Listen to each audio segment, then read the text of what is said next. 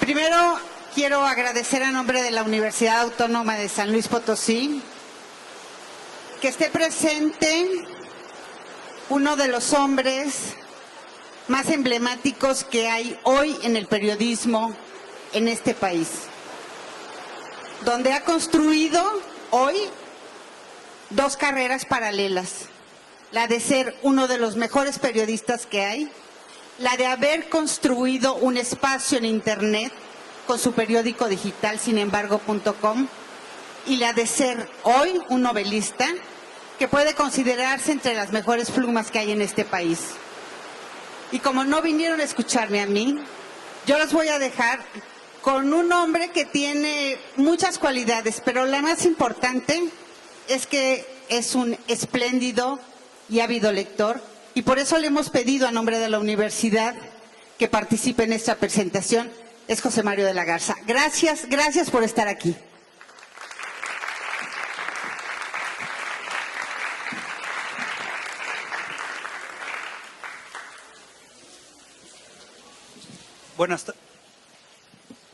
Buenas tardes. Sí se oye allá atrás. Buenas tardes a todos. Pues en esta tarde lluviosa, primero agradecerle a Jorge su compañía en San Luis, su estancia, y felicitarlo por el libro que vamos a presentar de Milena, que además ganó el premio Planeta 2014, que fue recibido por Jorge el año pasado. Esta novela, que hace un rato que charlaba con Jorge, vamos a hacer la presentación de forma muy ágil, con algunas reflexiones que yo tengo de la lectura del libro y intercalando con los comentarios que haga Jorge al respecto.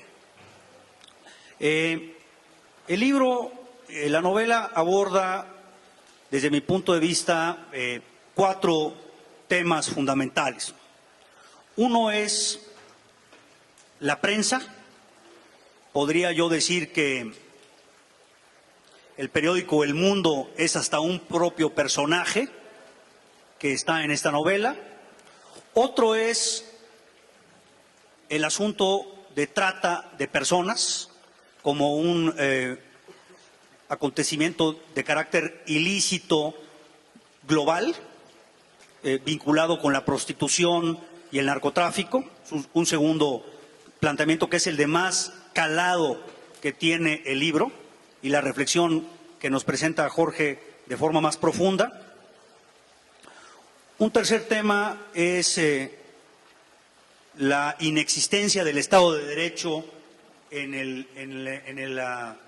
lugar donde se desarrolla la novela, que es nuestro país, y cómo se generan estas estructuras paralelas que suplen la ausencia de un país donde las leyes se apliquen en una forma en que no exista manejo selectivo de las normas. Y finalmente el asunto de la globalización. Esos son, a mi manera de ver, los temas que la novela nos presenta para reflexionar. Voy a tomar el primero y esperaría detenerme una vez que se concluya esta primera reflexión y preguntarle a Jorge que nos dé sus comentarios o reflexiones al siguiente. El primero, que es el de la prensa, el periódico El Mundo. La novela inicia con la muerte del dueño y en el desarrollo de la novela está en conflicto constante los personajes discutiendo cómo debe de hacerse el periodismo. El Mundo es un periódico que es impreso, pero que también tiene un portal internet, participa en las redes sociales, utiliza el Twitter, utiliza el Facebook para compartir la información. Y entonces hay este debate constante entre la hija del dueño, que se ve obligada a tomar el control del periódico de manera repentina, Claudia, discutiendo con Tomás, que también de manera repentina se convierte en el director, sin serlo, y entonces esta digamos, confrontación de visiones de los dos. Hay una parte, Jorge, muy interesante, cuando asesinan a uno de los integrantes del periódico, a Emiliano, por una serie de eventos que se van concatenando en la novela. Y entonces viene esta discusión de cómo debe dársele el tratamiento a este homicidio, si debe ocultarse o si debe publicarse, y empieza una narrativa de cuáles eran las consecuencias de publicarlo o no. Había una serie de implicaciones políticas, una serie de implicaciones de poner en riesgo a los propios periodistas.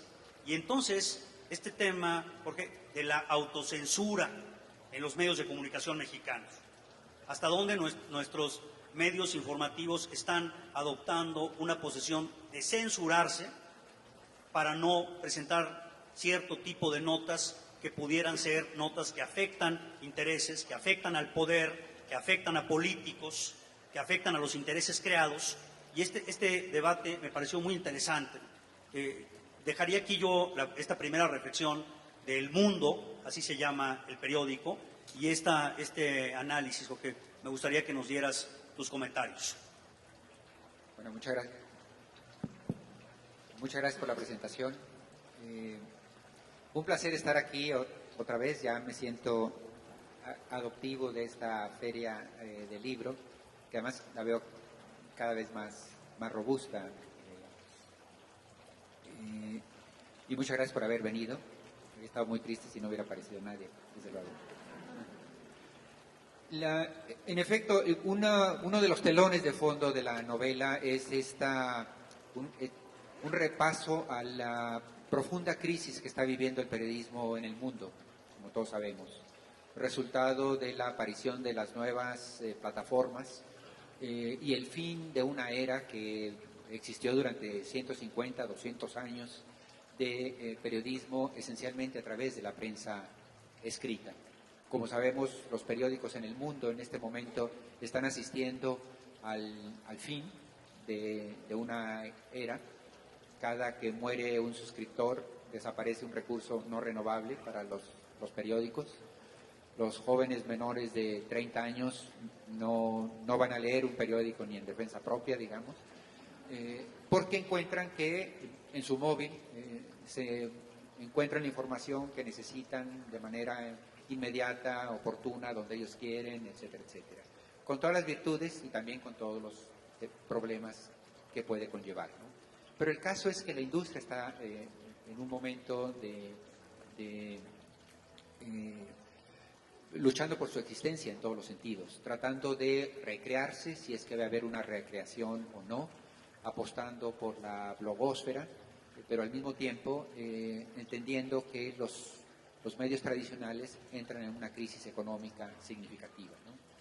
Pero los personajes están discutiendo esto todo el tiempo. A mí me tocó ser director del Universal algunos años. El Universal tiene un sitio de internet que es el de mayor tráfico, pero al mismo tiempo ese tráfico no se traducía en ningún tipo de ingreso, y mientras tanto la circulación del periódico físico se desplomaba, con la consiguiente crisis económica para el mismo. Entonces los diarios, el New York Times, el Le Monde, El País en Madrid, sufren una crisis muy irónica. Nunca habíamos tenido tantos lectores como hoy en día tenemos, gracias sobre todo a Internet, y nunca las arcas de los periódicos habían estado tan desoladas como ahora, ¿no? Hoy en día hay más lectores del New York Times que en toda la historia del New York Times, justamente porque se puede leer aquí en México simplemente abriendo el portal, algo que no sucedía antes, aquí o en Buenos Aires o en Tokio, etc. Entonces, ese tema está presente. Por otro lado, el periodismo cibernético, el de la blogósfera, nos ha dado a los periodistas también una herramienta enorme para llegar, como digo, a lectores que no teníamos, para saber dónde nos están leyendo, para saber qué están leyendo. Antes, cuando uno hacía solo periódico, no teníamos la retroalimentación de qué cosas puntualmente se estaban leyendo. Yo decía que era como tirar un dardo a una pared oscura y solo por el golpe ver si había pegado en el corcho o en ningún lado. Hoy en día yo abro, sin embargo, el sitio que dirijo y sé exactamente qué se leyó, a qué horas, en qué lugar del planeta, dónde la gente se fue y si se fue de ahí a un Facebook, a otro portal. Toda esa información la tenemos. Parece casi un sueño con respecto al periodismo que hice durante décadas, en donde era literalmente a ciegas, ¿no? La política se ha transformado absolutamente. Las redes sociales han provocado un cambio en la comunicación social de manera radical y nunca volverá a ser las cosas como antes, por fortuna. Dice un personaje ahí en las novelas que el presidente del país le tiene más miedo a un hashtag negativo que se haga viral que a cualquier crítica en el Congreso de la oposición, ¿no? El que teníamos como titular en la Profeco, como todos sabemos, se vio obligado a renunciar después de que su hija, Lady Profeco, hizo una escenita en un restaurante de México que inmediatamente se viralizó. Hace 8 años, frente a esa infamia que estaba haciendo Lady Profeco, no habría pasado absolutamente nada. Es decir, estamos pues frente a un nuevo fenómeno que está transformando absolutamente las maneras en que se hacía periodismo y la manera en que se construye la comunicación social, ¿no? El foro, la arena pública, hasta hace algunos años, estaba monopolizada por los profesionales, es decir, por la clase política, las celebridades y los periodistas, comentaristas, conductores. Pero estábamos hablando de una fracción de la sociedad. Hoy en día todos pueden participar en la arena pública. Y eso es una noticia maravillosa, pero también entraña un enorme riesgo. Y es el de la desinformación, la propaganda que está sembrada ahí, por supuesto, el discurso de odio o de prejuicios, de intolerancia, de linchamiento a veces.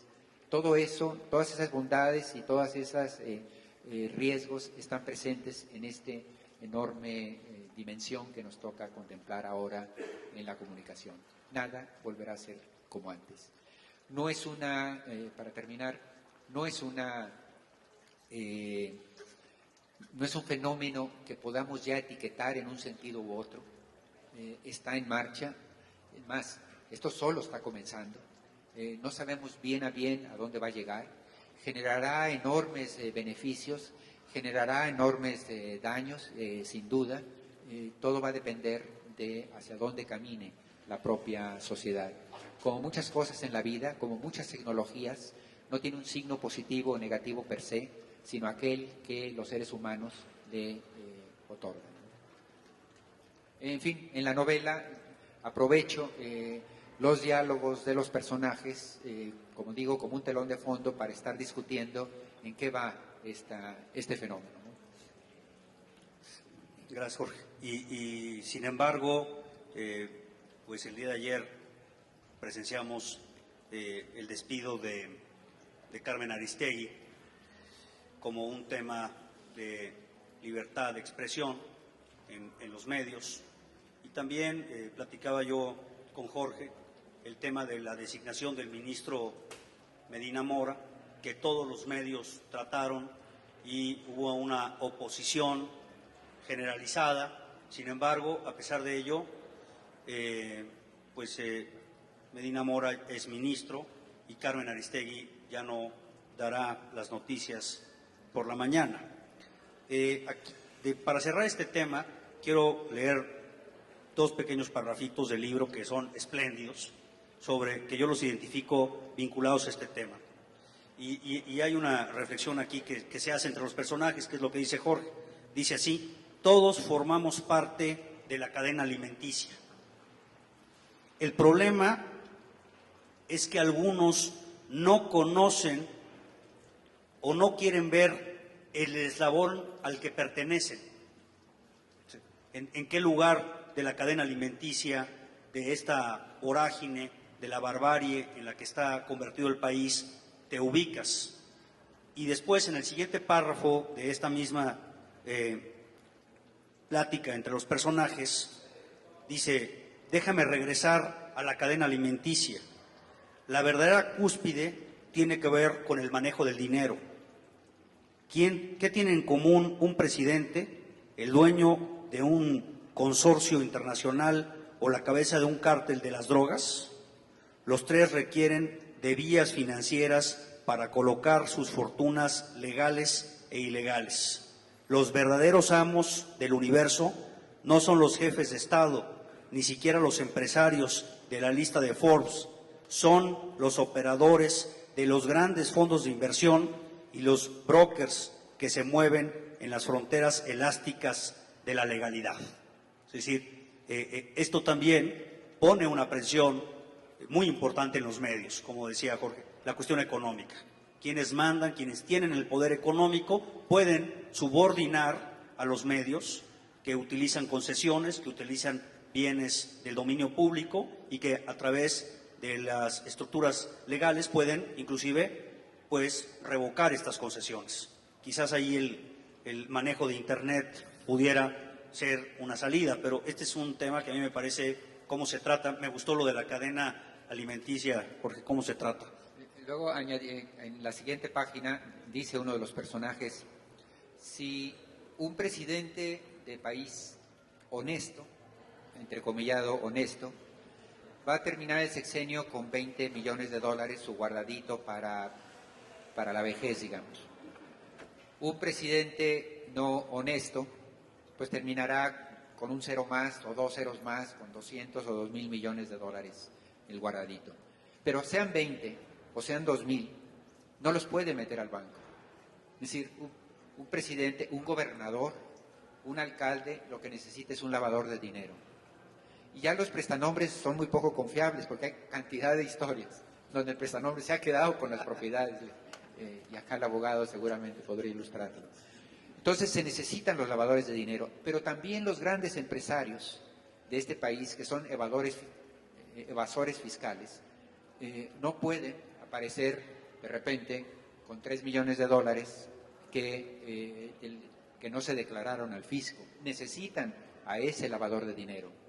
Lo mismo que las redes criminales necesitan limpiar el dinero para poder meterlo a los circuitos bancarios, trasladarlo, comprar cosas, etcétera, etcétera.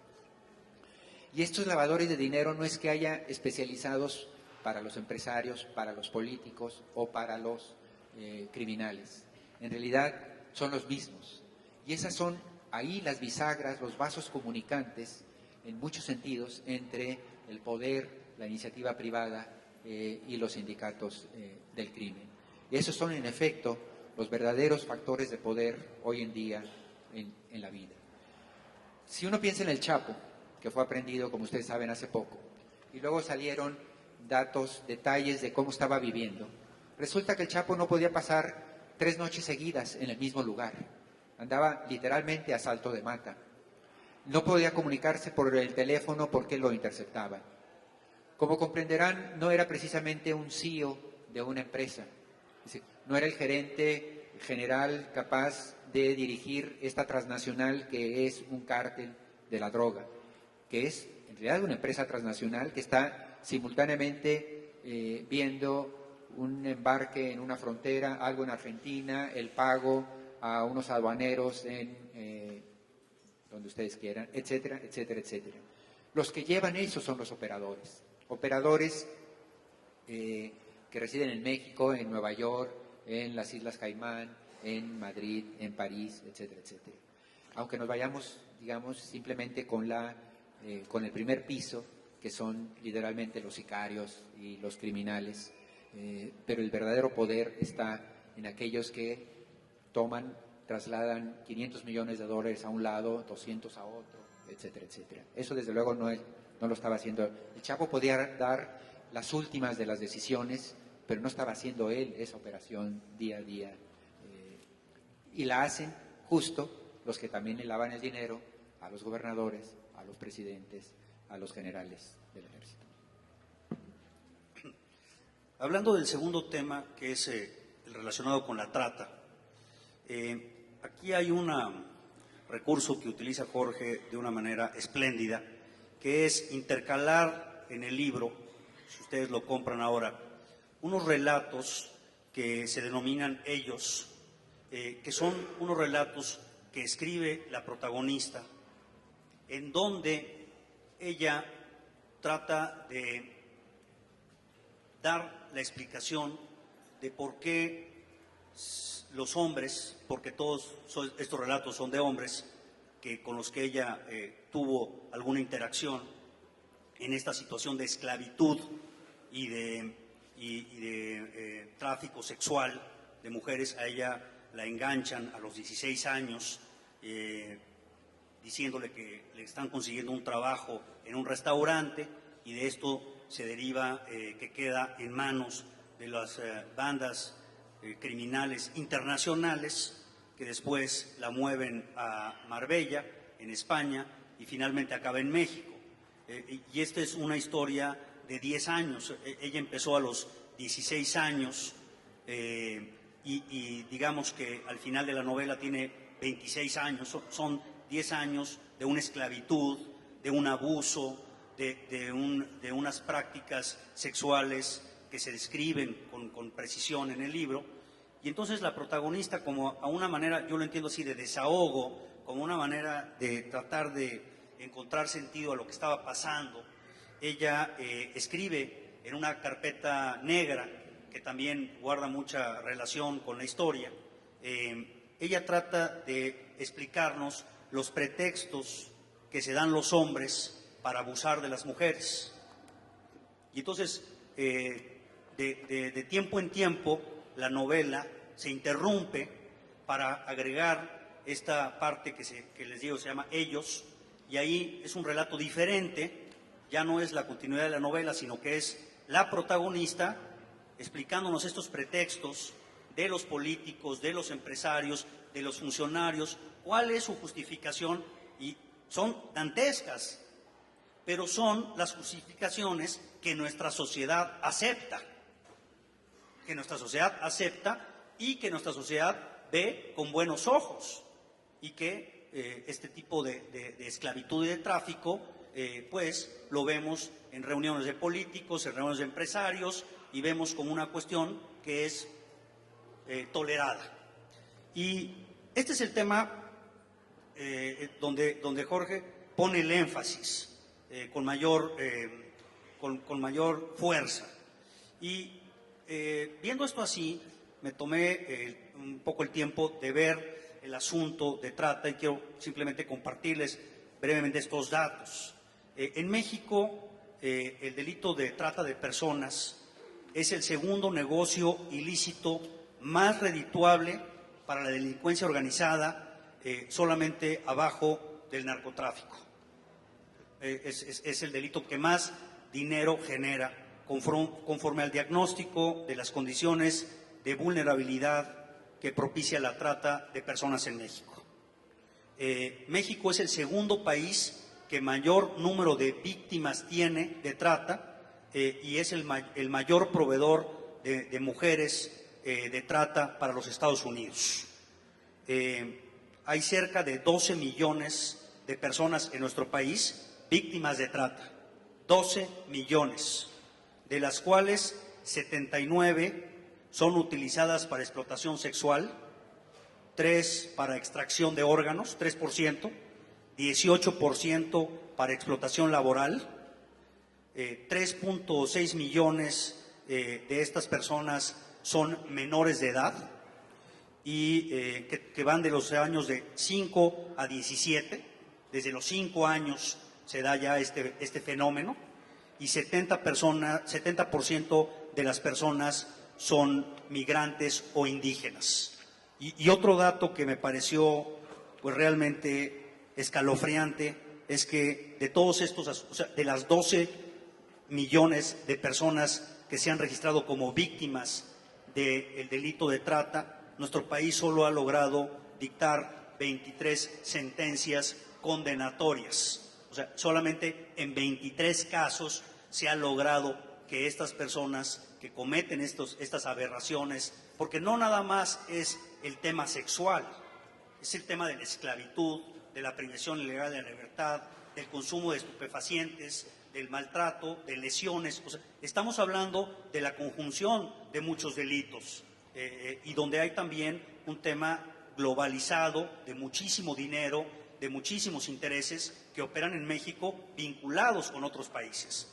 Y este es el tema que constantemente la novela lo está presentando y lo está describiendo de una manera muy puntual.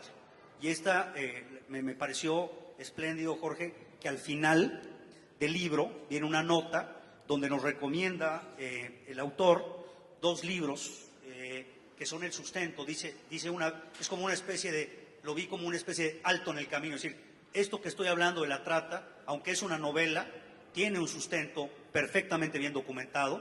Son 2 libros que yo inclusive busqué en Amazon, son 2 libros en inglés que nos recomienda el autor, que hablan sobre el problema de la trata de las personas.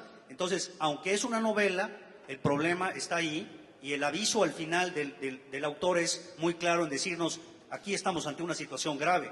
Quizás nuestro país pone más énfasis y tiene mucho más, Jorge, más presencia en los medios, el tema del narcotráfico, que realmente este tema. Pero muy importante lo que dices de la relevancia económica que tiene la trata dentro de las actividades delincuenciales. Un personaje en el libro le comenta a otro que es muy rentable la trata de personas porque una droga la vendes una sola vez, mientras que a una mujer la puedes vender todas las noches. Y esa es una realidad, ¿no? La trata de personas en su peor versión, que es la esclavitud. Es decir, no solo se trata del coyote que arregla para mover mujeres de un table dance a otro, etcétera, sino estamos hablando de la trata de personas por medio del secuestro y la obligación, digamos, o la explotación obligada. Milena es una chica croata, en efecto de 16 años, portadora de una belleza absolutamente extraordinaria, una belleza física. Eso se convierte al final en su tragedia, porque llama la atención de estas redes de tratantes. La secuestran y es llevada para ser explotada como esclava sexual en el sur de España. Parecería que esclava es un anacronismo en el siglo XXI, en el contexto de la globalización, la transnacionalización, etcétera. Y es todo lo contrario. Eso que parece, en efecto, una práctica anacrónica, uno pensaría que estaría en desuso, pero por el contrario ha aumentado en los últimos años, resultado de los vínculos de las distintas redes de tratantes internacionales que se van concatenando, de tal forma que a ella la secuestran determinados individuos de una nacionalidad, la llevan a un mercado al mayoreo que existe en la frontera entre Alemania y la República Checa, la venden allá al mayoreo, la compran intermediarios de prostíbulos españoles, la trasladan, es explotada en Marbella para el consumo del turismo del más alto nivel. Ella intenta fugarse. Las primeras noches le parece que es toda una pesadilla y que va a despertarse y reanudar su vida normal de una chica de 16 años que va a la escuela, etcétera, etcétera. Cuando se da cuenta que eso está existiendo, ella asume pues que le dirá a alguno de los clientes y al tercer o cuarto día para decirle que no está ahí por su voluntad y que ese cliente o la va a sacar de ahí o va a salir y va a llamar a la policía y la van a rescatar. Lejos de eso, el cliente se queja con sus captores y entonces la torturan y la castigan para que nunca más se queje. Ella intenta fugarse, no lo consigue y poco a poco se da cuenta que no tiene ninguna escapatoria, salvo la de irse enterando de los secretos en los que entra en contacto al vincularse con hombres de tanto poder.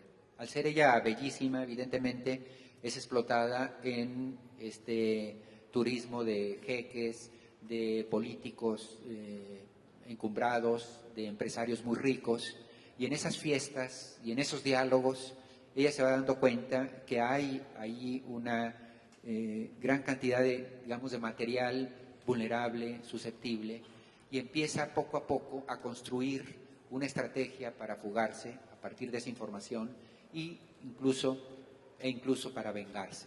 Es un poco la exploración, digamos, del espíritu humano sometido a condiciones absolutamente extremas y la templanza que va a demostrar Milena pese a todo lo que es obligada a hacer.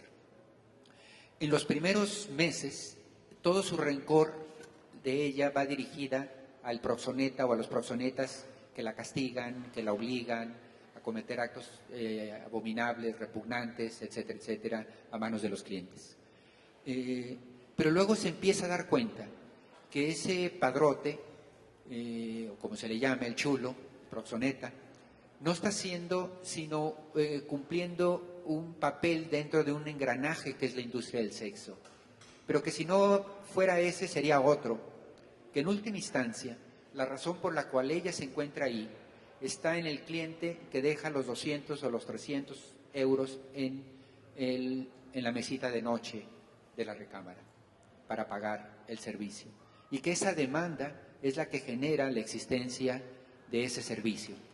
Y entonces poco a poco se va dando cuenta que el verdadero responsable no es el explotador, sino el cliente. Ese que parece un padre ejemplar, besa a sus hijos por las noches, va y trabaja normalmente, es un ciudadano, etcétera, etcétera.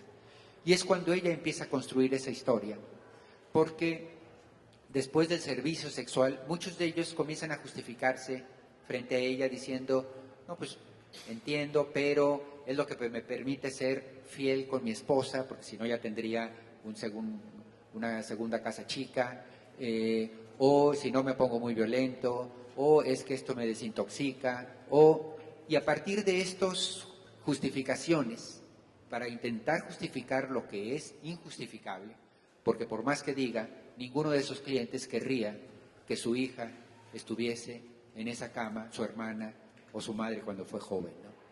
Entonces la novela es muy dura y nos confronta con realidades que al final la sociedad ha normalizado. Lo dices muy bien, parte de que solo haya 20 y tantos casos de detenidos frente a este volumen increíble de miles de chicas que están desaparecidas en este momento, que iban camino a la escuela, camino al trabajo y desaparecieron para ser presumiblemente explotadas en una historia parecida a la de Milena, y que solo haya tan pocos casos penalizados, lo que expresa es el desinterés de la sociedad, la aceptación de la prostitución como algo con lo que hay que vivir, y que incluso en su versión más feroz, que es la esclavitud sexual, la sociedad no haya hecho algo mucho más severo para castigarlo, ¿no? El libro no habla de la prostitución en general, sino de esta faceta tan abominable como es el secuestro en contra de la voluntad de alguien para obligarle a cometer actos, como digo, absolutamente contra natura. Y con todo, quiero decir, curiosamente, no es una novela de desesperanza, porque la belleza de espíritu de Milena, que no es solo física, va a jalonear al lector y hacerle pensar en su propia realidad contrastado con lo de Milena y las maneras que se da Milena para no sucumbir, para no convertirse en ese ser que le obligan a convertirse en las noches, sino entender que dentro de sí misma ella sigue siendo Milena. Es una lección de vida que al final me parece a mí es iluminadora. Gracias, Jorge. Aquí quiero compartir con ustedes en estas lecturas de Ellos, la que está titulada con Ellos 6, un pequeño párrafo que me pareció que no tiene desperdicio, lo que se dice aquí. son estos relatos que Milena escribía sobre la justificación. En este caso es la justificación que da el director financiero de Ferrocarriles de Alta Velocidad y cómo él pretende, de España, cómo él pretende argumentar en cuanto a lo impresentable que es lo que cometer estos actos de participar y de fomentar, como bien dice Jorge, la trata de personas. Dice este personaje: con todo en la vida, la prostitución no es buena ni mala en sí misma. Conozco hombres y mujeres que se dedican al servicio doméstico y los tratan peor que a una puta. Juanita, la muchacha ecuatoriana que sirve en la casa de Juan Pedro, el de las ferreterías, es esclava de sus patrones. Cada semana mi mujer me describe una nueva infamia. Hasta el hijo adolescente y espinilludo se la anda tirando a escondidas y no me extraña que el padre también. La van a dejar embarazada y terminará despedida y preñada. Más le habría valido ser puta, al menos estaría cobrando. Esta que me pareció, pues es este análisis tan crudo, que como bien dice Jorge, que te enfrenta a esta realidad. Y en la novela hay muchas mujeres, predominan las mujeres en la novela, pero también hay estas mujeres que han tenido todas las oportunidades. Una es la líder de uno de los partidos importantes de nuestro país, otras jóvenes que también han tenido muchas oportunidades, y está esta otra parte del tráfico de las amigas en este negocio de esclavitud. Hay una parte, Jorge, cuando como bien dices, se trata de escapar y el castigo que se les imponía era tan fuerte que se tenían unos perros listos y se hacía una especie como de espectáculo en la casa donde tenían a estas mujeres recluidas para que los perros las atacaran, y en ese momento, en esa coyuntura, cuando está quizás a punto de ser devorada por estos perros salvajes, llega una persona que la compra, como dice. Entonces, esta idea de que en nuestra Constitución está derogada la esclavitud y que nos ufanamos con el tema de que en México la esclavitud está prohibida, pues cuando te enfrentas con esta realidad te das cuenta que no, te das cuenta que ahí está esta esclavitud y que ahí sigue. Un tercer tema que me parece importante, es cómo se hace toda la investigación. Resulta ser que cuando muere el propietario del periódico, deja una nota pidiéndole a su hija que rescate una carpeta donde se habían escrito, y él presuponía que en esa carpeta podía estar involucrado él y su familia, una carpeta negra. Entonces hay que hacer toda una investigación de primero encontrar a Milena y luego encontrar la carpeta, y hay que hacer una serie de actos que le competerían al Estado, pero en ninguna parte de la novela se menciona una denuncia ante una autoridad. Hay algunas quizás reflexiones que hacen los personajes, pero no interviene ninguna autoridad. Interviene una empresa de uno de los azules, Lemlock se llama esta empresa, que es una empresa de seguridad, pero esta empresa hace las veces del Estado. Es una empresa privada que gana mucho, que es muy exitosa, que tiene mucho dinero, y esta empresa interviene líneas telefónicas, tiene policías que hacen, en un momento hay un tiroteo donde intervienen estos policías de esta empresa, tienen todo un sistema de hackers, utilizan el sistema Anonymous para utilizar la red también en una forma ilícita, y van construyendo toda esta investigación que no lo hace la autoridad.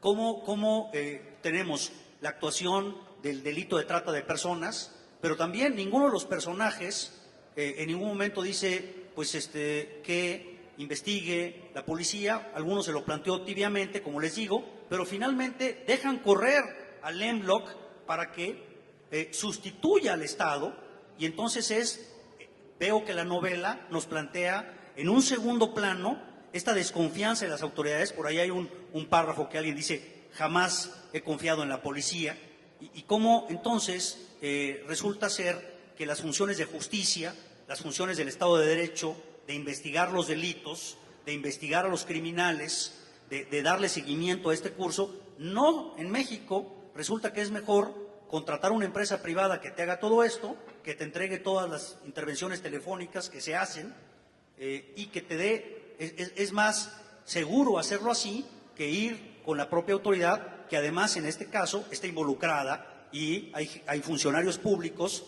del país que protegen todo esto. Entonces, este Estado de Derecho que no existe, y entonces esta sustitución del Estado de Derecho por empresas privadas y por personajes que realizan estas funciones, que es lo que estamos viendo hoy por hoy en este país. Eso es lo que estamos viendo hoy. No lo dice la novela, pero sí me parece que lo plantea porque nos lleva a esa reflexión. De hecho, los que nos interesa, mi novela es entre novela policíaca, novela negra y thriller político. Digamos, está mata caballo entre los dos géneros. Ahora, para cualquiera que en México quiere hacer novela policíaca, enfrenta un problema fundamental, crucial, y es quién va a ser el detective. Porque en la solución clásica, ortodoxa de la novela negra norteamericana, normalmente esta pregunta tiene dos tipos de respuesta. Uno, que es un inspector de la policía, un detective de la policía. Las películas en Hollywood de novela negra, de historias policíacas, recurren a... El problema es que en México nadie me iba a creer que un judicial puede ser el héroe de la película, porque ningún judicial va a investigar a sus jefes para incriminarlos y develar sus pecados, con lo cual esa vía está obturada. La segunda, a la que recurre el género en todo el mundo, los suecos, los norteamericanos mismos, los ingleses, es el detective privado, el Sherlock Holmes, digamos. No es miembro de la policía, a veces es un ex policía retirado que va y se contrata, etc. Ahora bien, en México, cualquier detective, por más valiente, inteligente y heroico que pudiésemos imaginarnos, acabaría al tercer día en una zanja, muerto, ejecutado. No importa cuán listo sea, con todos los demonios sueltos que hay en este país. Entonces yo tuve que pensar una especie de detective que en el fondo en la práctica es un detective de grupo, porque no encontré ningún individuo capaz de hacer en este país labores justicieras para develar un crimen en contra de los poderes fácticos, ¿no? Entonces, mi detective es coral, es un grupo, son 4 amigos, como bien dices. Uno es el director de un periódico, otra es la líder de un partido político, otro es el dueño de esta empresa. Él fue director del CISEN y ahora tiene la empresa más poderosa en el país de vigilancia, protección, seguridad, etcétera. Y otro es un catedrático. Y juntos, porque se conocen desde la infancia, son muy amigos, han crecido juntos, 2 están enamorados de ella, la mujer del grupo. Juntos son el detective de mi primera novela, Corruptores, y de esta segunda, que es Milena, ¿no? Son historias que se leen independientemente, pero en última instancia recurren a este colectivo.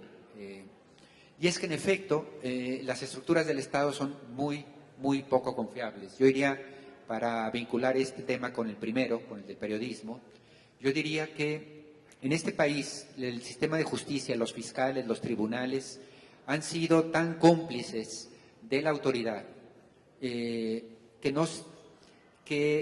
fracasan en sus tareas de convertirse en fiscales, es decir, en alguien que fiscalice los excesos y los vicios, las malas prácticas de la autoridad.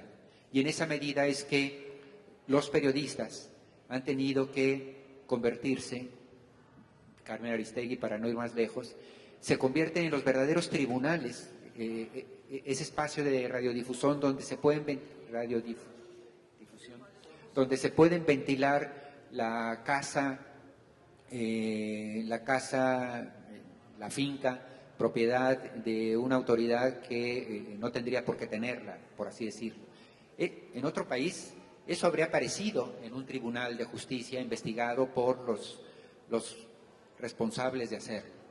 es en la medida en que hay un déficit, en que hay un vacío, que los periodistas hemos tenido que abocarnos a una tarea como esa, con enormes dificultades, como bien lo podría decir la propia Carmen en este momento. Pero sí, tenemos un Estado que de repente es autoritario en muchos aspectos y que da manotazos, y que por otro lado, y en otros aspectos, es un Estado absolutamente ausente, y en esa medida los particulares, los ciudadanos, los individuos, tenemos que arreglarnos las cosas como podamos, ¿no? Temas de seguridad pública, uno no se acerca a una patrulla por temor justamente a la seguridad pública que esa patrulla en principio debería otorgarnos, ¿no? Y como eso, 1000 casos que expresan este vacío de Estado que tenemos en el país, ¿no? Y creo, Jorge, que esto lo resumes de una manera magistral, la ausencia de Estado de Derecho con esta cita. Recordó al senador corrupto que se ufanaba de lograr una erección plena y poder venirse mientras citaba de memoria artículos de la Constitución con el argumento de que solo para eso servía. Es decir, y con esto vinculo mi última reflexión, es la globalización de los problemas de la agenda de nuestro país. Y lo que hemos visto hasta ahora es que se pretende resolver un problema como la trata, diciéndonos que pues ya está penalizado en los códigos de los diferentes estados, que ya hay un incremento importante en las penas, pero el asunto nos rebasa y la solución no está en una solución legislativa, pensando que porque vas a modificar una norma, el problema de la trata y otros, pero centrándonos en la problemática del libro, es mucho más complejo, Jorge. Yo me gustaría escuchar tu reflexión, porque todo el asunto es global. Se mezclan personajes de todo el mundo, dinero que viene de todas partes, intereses que convergen en uno y otro momento. Hay una serie de puntos de contacto con diferentes países. Y eso es pues lo que pasa todos los días. Y entonces, ¿cómo podríamos los mexicanos enfrentar problemas que son globales? Y ya vimos el desastre que sucedió cuando tratamos de enfrentar el problema del narcotráfico como un tema local, desconociendo que la agenda es global y pretendiendo que con una guerra que fuéramos a hacer local íbamos a resolver un problema que nos rebasa. Yo siento que lo que tú nos planteas es que la trata nos rebasa y que hay demasiados intereses que se generan en un espacio concreto como puede ser México, que es un país, me gusta como lo describes, muy flexible, y entonces es un caldo de cultivo para que estas actividades ilícitas prosperen. Pero ¿cómo podríamos hacerlo ante lo que nos decías de que la novela plantea esta esperanza? Yo te preguntaría, ¿cómo podríamos generar una esperanza como mexicanos, como mexicanas, ante estos problemas tan complejos que son globales, y que la solución que yo veo que nos da la clase política es reformar leyes que en la práctica pues no se aplican? En México hay una impunidad del 98%. Solamente logramos castigar 2% de los delitos. ¿Cuál es esta esperanza, Jorge? ¿Cómo podemos, ante esta agenda que sucede en el mundo interconectado que tú nos expones, cómo podremos en México plantearnos soluciones que nos den una esperanza? Bueno, sí, gracias por la reflexión. Es interesante porque a veces se cree, cuando anda uno en España, que me tocó hacer la promoción de Milena, ir a muchas entrevistas, empiezan a vernos a México, a los mexicanos, como epítome de la corrupción, como si nosotros tuviésemos algo en el ADN que nos hace salvajes, violentos y corruptos, ¿no? En realidad lo único que tenemos es un contexto institucional corrupto que genera impunidad. Me explico. No traemos un chip dentro de corruptos per se. Tan es así que todos hemos visto a los mexicanos que van de visita a otro país y no se pasan un alto, ni tiran la basura, etcétera, etcétera, que sí podrían hacerlo acá, porque allá no es impune. O viceversa. Está documentado que empresas españolas que cumplen la legislación de su país y tienen un cierto comportamiento ético en el marco de las leyes, llegan a México y hacen negocios a través de la corrupción, la mordida, el chayote, etcétera. Empresas alemanas, empresas suecas, que al llegar a nuestros países, entonces participan, digamos. En otras palabras, yo quise hacer con Milena no una historia mexicana.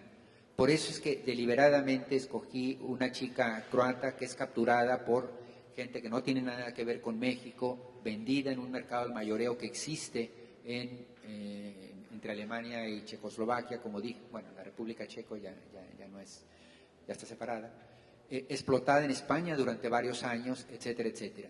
Es decir, hay una enorme dosis de un submundo ilegal en todo el planeta. Mafias rusas, mafias sicilianas en Estados Unidos, mafias en Estados Unidos. Lo ejemplifico con esto. La distancia que hay de las sierras de Sinaloa a la frontera es mucho menor que la distancia que hay de la frontera norteamericana a Chicago, o a Detroit, o a Nueva York. Es decir, la droga tiene un espacio geográfico de traslado mucho mayor en Estados Unidos que en México. Es decir, el fenómeno del tráfico, literalmente tráfico, la palabra etimológicamente, es mayor en Estados Unidos que en México. ¿Cómo entonces solo se habla de que nosotros somos los narcotraficantes, etcétera, etcétera? Es decir, para que pase por todos esos miles de kilómetros se requiere la complicidad de las patrullas en Estados Unidos, de los alguaciles, de las policías estatales, de las policías federales norteamericanas. Hay mucha hipocresía en todo esto. Resumiendo, la criminalidad existe en todo el planeta y nosotros nos convertimos en trinchera por el grado de impunidad que existe en nuestro país. Y entonces es acá donde truenan, donde es más visible, donde Estados Unidos ha escogido que acá se dé la batalla, no en las calles de Chicago, no en las carreteras de Texas por donde pasa la droga, ¿no? Entonces, ¿qué podríamos hacer nosotros al respecto? Yo creo que el tema central aquí es impunidad. Allá donde hay impunidad, entonces no hay límite para las prácticas salvajes, violentas, criminales, ¿no? Yo creo que el ciudadano tendría que presionar y presionar, por más difícil que sea, de tener una sociedad donde haya rendición de cuentas, donde las cosas no queden sin castigo, donde enriquecerse inexplicablemente sí tenga que tener una explicación. Por desgracia, parecería que el sistema político, que no tiene respuestas a estas preguntas, ha optado más bien por cerrarse al diálogo, por cerrar los espacios de crítica, de comunicación, de expresión, de otros intereses que no sean los suyos, ¿no? Muchísimas gracias. Si le damos un aplauso fuerte a Jorge, por favor. Gracias, gracias.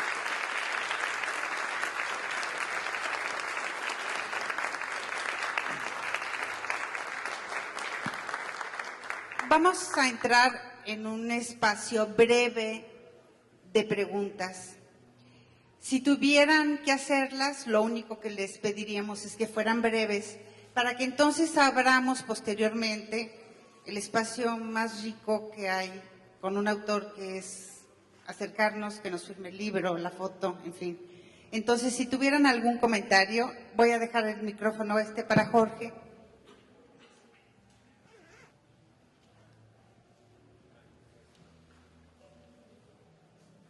Buenas noches. Mi pregunta es respecto a la situación del periodismo. ¿Ve alguna, no sé, un panorama como incierto, oscuro, que retomando a lo mejor los años 70 en que se empieza puede haber una clausura para los medios de comunicación a un cierto límite? Sí, yo veo ciertos rasgos autoritarios crecientes en la actual administración.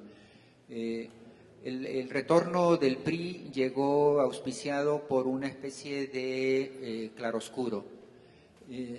Se vendió la noción de un PRI renovado con rostro nuevo. Quizá ellos mismos lo intentaron a su manera con esto del Pacto por México, las reformas, etcétera. Pero en el transcurso del primer año y medio se fueron empantanando estas reformas por distintas circunstancias, entre otras porque hubo contrarreformas dentro de la reforma, en la medida en que algunas de ellas intentaban reacomodar las relaciones con otros poderes fácticos.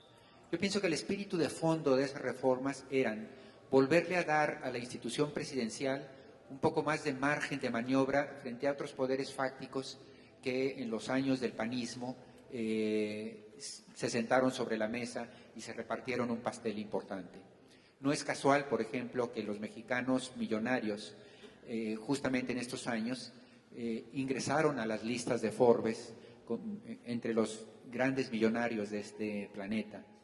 No es casual que los gobernadores se hayan convertido en caciques prácticamente, casi en señores feudales en sus territorios, que líderes sindicales como el Bester Gordillo hiciera palidecer al cadáver de Fidel Velázquez por el enorme poder que llegó a tener la maestra, impensable incluso para un líder histórico como Fidel Velázquez, ¿no? Es decir, los otros poderes en los últimos años adquirieron una enorme preponderancia, muchísima fuerza. Emilio Azcárraga Chico puede ser 30 centímetros menor de estatura que el Tigre Azcárraga, su padre, pero ha llegado a tener un poder, ahora se habla hasta incluso de la telebancada, es decir, gobernadores que salen de ese circuito de propio Televisa, etcétera, etcétera. Entonces las reformas tenían, entre otros propósitos, era darle mayor capacidad de manejo al presidente, porque se encontraron que en la cabina de mandos del piloto, el tablero ya tenía muy pocas palancas de muévase para retroceder, o esta palanca para acelerar, o esta para quitar a un gobernador, aquello para descabezar a no sé quién, o para mantener en control a un empresario. Hoy hay empresarios que están absolutamente ya al margen de la posibilidad del Estado de poder hacer algo al respecto. Desde luego Carlos Slim, entre otros, ¿no? Pero estas reformas se empantanaron, primero porque afectaban intereses de muchos poderosos, en parte porque ellos mismos tampoco lo querían llevar muy lejos.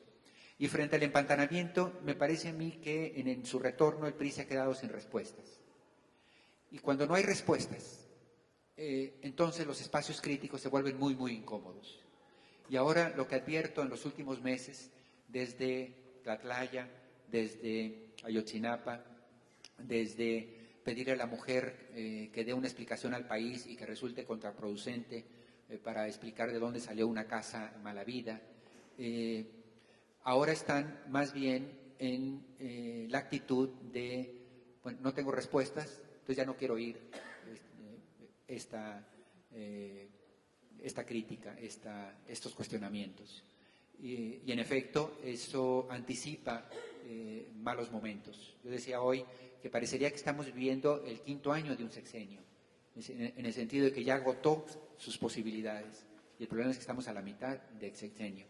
Lo más probable entonces es que veamos, empezamos a percibir, un endurecimiento en los espacios de crítica al no tener ninguna otra estrategia con que responder. Y esto ya viene en una especie de lluvia sobre mojado, porque no olvidemos que México se había convertido ya en un país de altísimo riesgo para el ejercicio del periodismo crítico. 80 colegas muertos o desaparecidos en los últimos 10 años ya colocaban al país como el de mayor riesgo en cualquier escenario en el mundo de un país, salvo los que estaban en guerra. Aunque habría que decir que en cierta manera también nosotros estamos en guerra, en esta guerra del crimen organizado, ¿no? Entonces sí, es preocupante. Lo único que podemos hacer es solidarizarnos, digamos, con los espacios a los que se van agraviando, atacando. Como decía al principio, yo dirijo el sitio sinembargo.mx, que se ha convertido en uno de los espacios de cuestionamiento. Hemos sufrido ataques cibernéticos.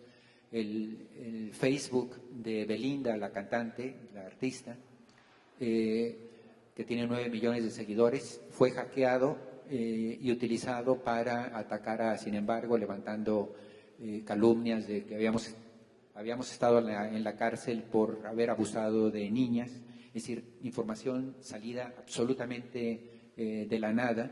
Nos llegaron amenazas de muerte de seguidores de Belinda, que cómo podíamos ser tan infames si nos encontraban en la calle y nos iban a matar, etcétera, etcétera. Es decir, la investigación de este ataque cibernético revela que fue sumamente sofisticado, con tecnología no disponible fácilmente, etcétera, etcétera. Es decir, sí hay pues un proceso de intolerancia y de intento de acotar los espacios de expresión de la disidencia, ¿no?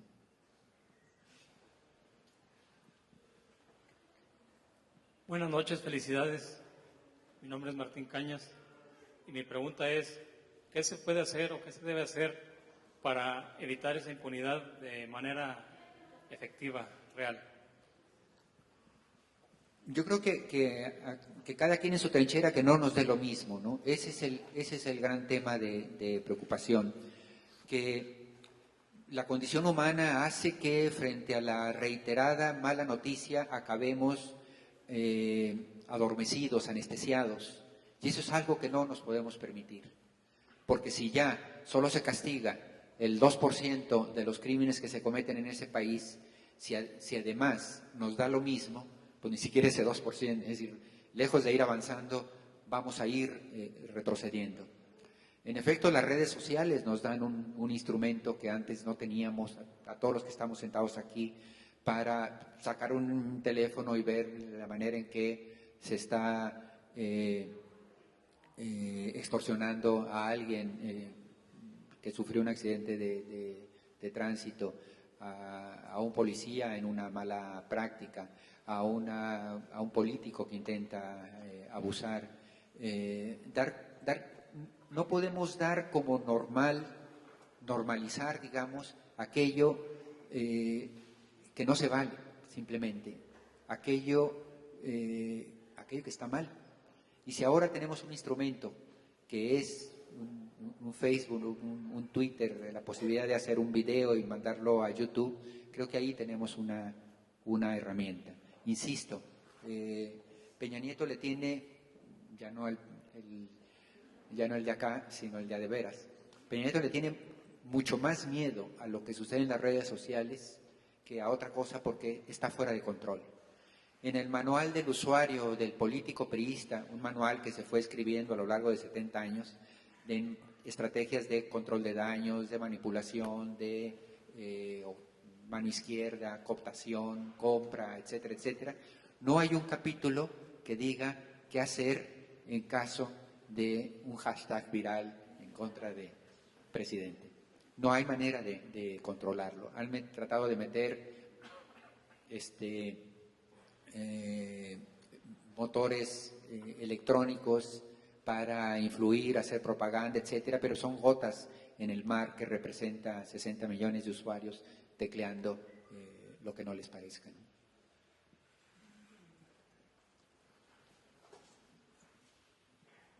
Muy buenas noches, don Jorge. Me llamó mucho la atención su último artículo, la última analogía que usted hace con respecto del individuo que se pone frente al tanque en la plaza de Tiananmen y trasladándolo a nuestro escenario nacional, dice, mejor ni nos pongamos porque el tanque nos va a aplastar. A mí me da mucho miedo, sobre todo, esta doble moral o estas imágenes que lanza el sistema o que lanzan las élites, distractores, Sobre todo, un ejemplo, el Sistema Nacional Anticorrupción, que mucho promueve este muchacho del PAN y hace señas ya muy estudiadas. En el sentido de que aquí el abogado de la Garza no me deja mentir, lo peligroso de esa extinción de dominio, que obviamente no se aplicaría ni a la Gaviota, ni a Peña Nieto, ni al de Hacienda, sino el riesgo de que un servidor público, como ellos lo llaman, se pudiera aplicar o pudiera ir en contra de quitarle su casita de interés social a la empleada de ventanilla de alguna Secretaría de Estado o aquí del Catastro, cosas por el estilo. Me da mucho miedo, sobre todo, esas imágenes que cualquier ciudadano les diría, excelente que exista ese Sistema Nacional Anticorrupción y que a los políticos, a los políticos corruptos los metan a la cárcel, pero se refiere más bien al servidor público, que puede ser el supervisor de obra o la gente de abajo. Muchas gracias. Sí, el problema es que parece que a veces en lo formal se consiguen espacios que luego es tan distorsionado el sistema que acaban convirtiéndose en armas o en recursos en contra de la propia saneamiento del espacio público. Lo vemos una y otra vez. Una Suprema Corte que ahora va a ser instrumental.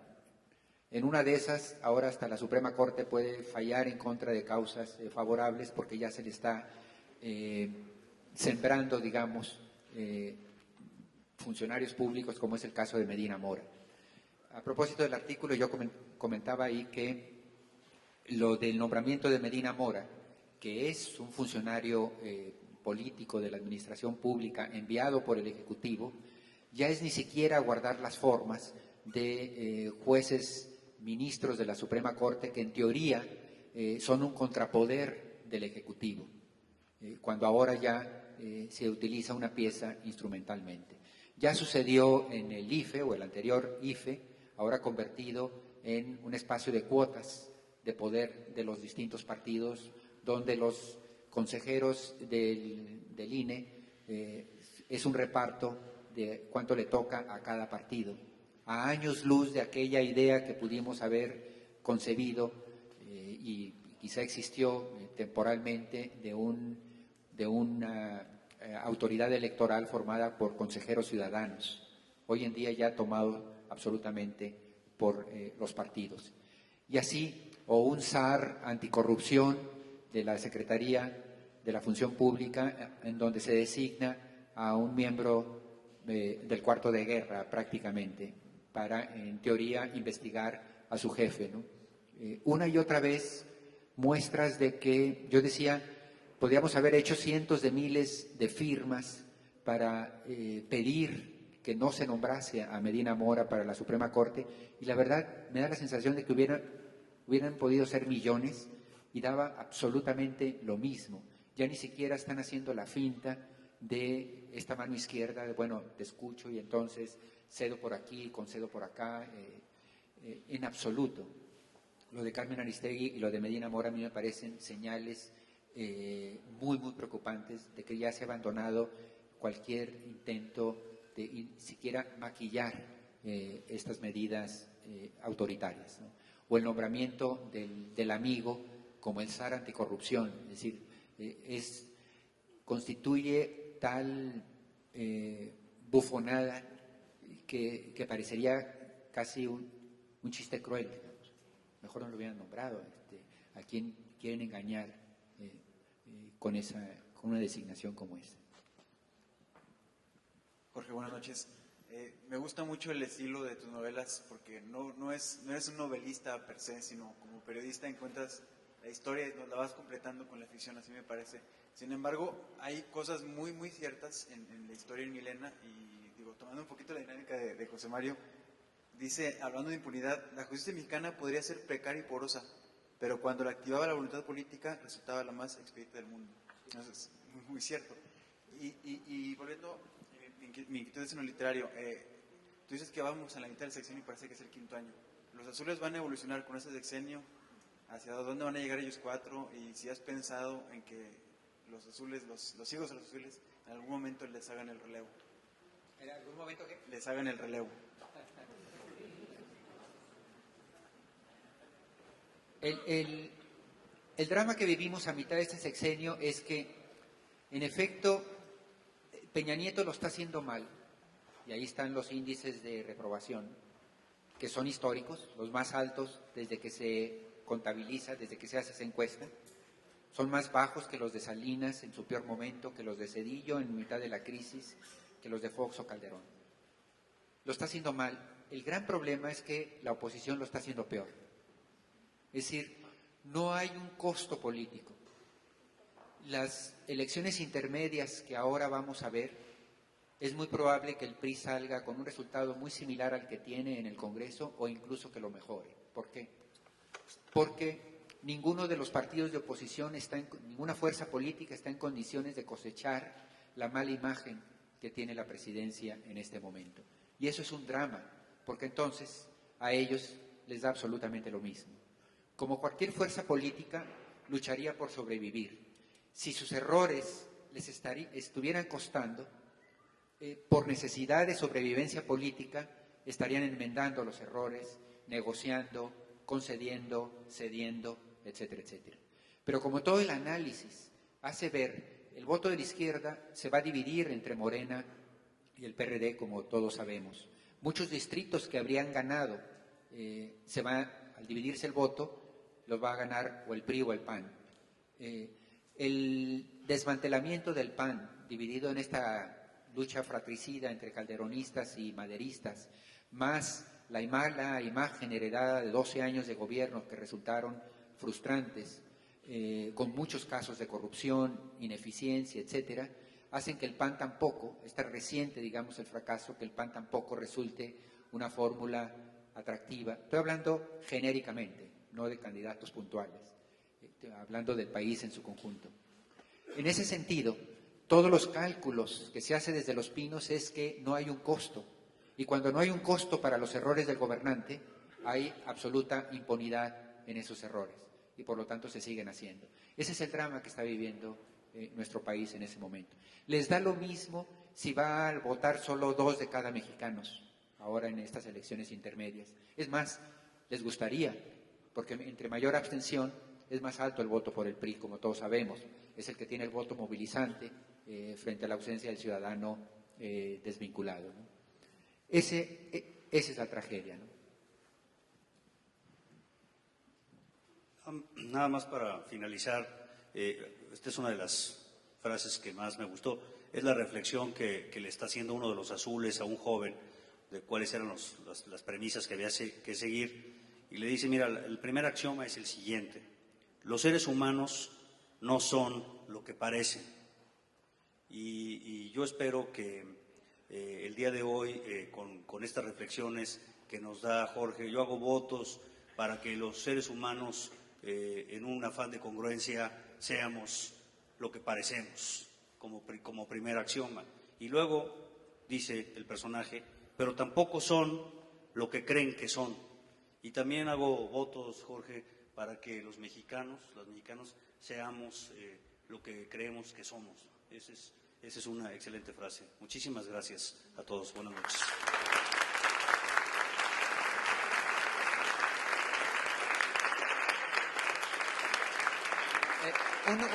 Un comentario último, Patricia. No, es que acabé con un tono tan fúnebre que no quisiera retirarme de San Luis Potosí así y decir algo más esperanzador, porque además así lo creo, si no yo estaría ya en una montaña solo escribiendo novelas y para qué batallar, ¿no? con estos miserables. Pero creo que en el fondo las cosas son mucho más complicadas para ellos de lo que parecen. ¿Por qué?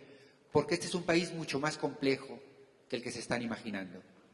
De entrada, es un país mucho más globalizado. Esto no es una isla encerrada, sujeta a los arbitrios de su príncipe. Estamos penetrados por muchos haces que permite a González Iñárritu decir, yo no quiero ese gobierno. Muchos factores de distinta índole sobre los cuales nadie tiene control. Por otro lado, vivimos un país en donde cada ciudadano al final tiene la posibilidad de hacer algo. Honestamente, el 132 no habría sido posible Eso que sucedió ahí en un auditorio de un campus universitario se habría quedado ahí si no fuera porque existe una comunidad que desconfía de las autoridades, que no está dispuesto a tragarse los engaños, que quiere comentarlo, que quiere denunciarlo. A mí me parece que dentro de todo este panorama, lo que no contemplan, lo que no observan, es que esta es una sociedad muchísimo más compleja, un México mucho más rico, y que en última instancia los ciudadanos, los mexicanos, los que estamos aquí, los hombres y mujeres de a pie, son infinitamente más importantes, menos borrego de lo que ellos alguna vez se han imaginado. Pueden estar ahí en su torre de marfil sintiéndose pinquicerebro, creyendo que están dominando la vida nacional y en realidad se están engañando. A mí me parece que esta historia todavía no concluye y que tendrá muchas sorpresas antes de que acabe, ¿no? Y muchas gracias a todos.